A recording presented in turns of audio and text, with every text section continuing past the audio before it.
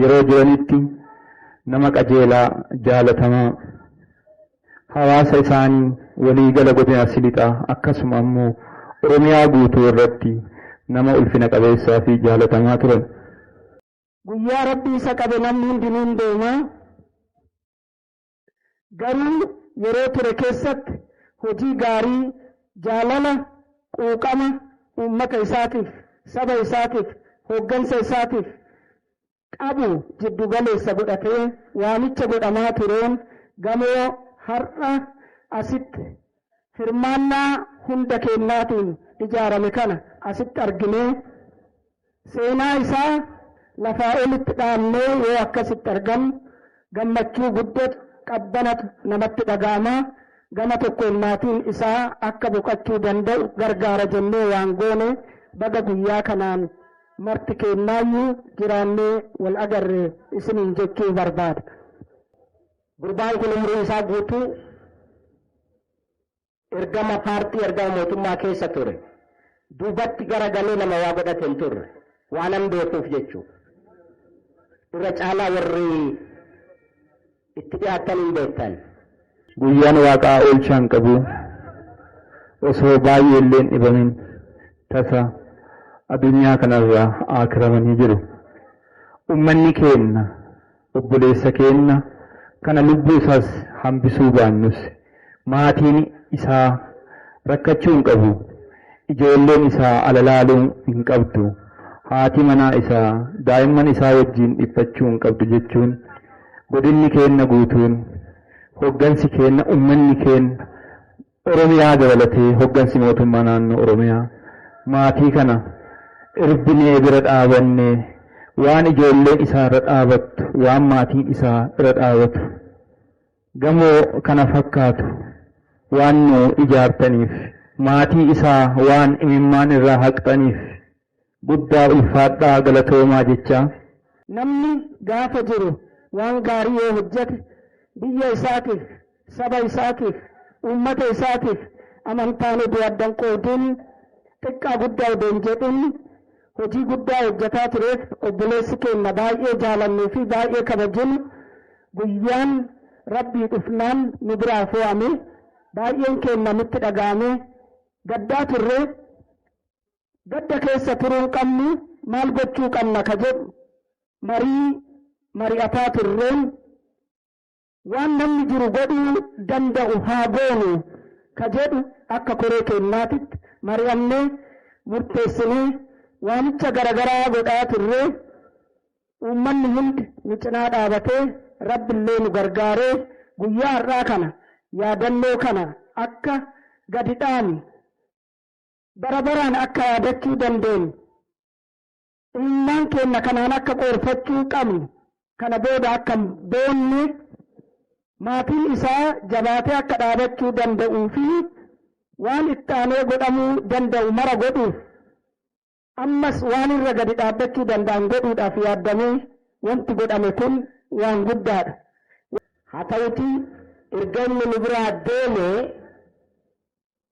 maatii daa'imman of hin dandeenye gana barnoota irra jiran gana umriin isaanii gadi jiru kan akkam goonee gadi dhaamna karaa jedhuun yaadamee ture. Dhugaa dubbachuuf waan yaanne sana guutuu ka fiixaan baasuu danda'u rabbi qofa. Akka namatti garuu hoggansi godina Arsii Lixaa keessaayyuu bulchaan godinaa koreen qindeessituu godinaa hoggansi sadarkaa aanatti jiru bulchoonniif warri hoggantoonni paartii kutannoo kana fudhatanii namni waan haageette jedhee hin beeku dhugaadha. Haa ta'uti garuu waanuma qabdan irraa jedhamee sadarkaa sanitti deemame maatii isaa gadi dhaabuuf waan hojjettan kun waan salphaa miti. Kun waan kanatti dhaabatu hin ta'in wanni akkasii badduun akkasii hamtuun akkasii gaafa dhufu waan itti fuufuu qabu. Isiniifis galanni haa ta'u jechuun barbaada. Duuti uumama namni kamuu du'a foonii guyyaadhaa kana ooluu hin danda'u. namni kamuun du'a. Haa ta'uti garuu duuti hamtuun duuti badduun sana booda du'a jiru.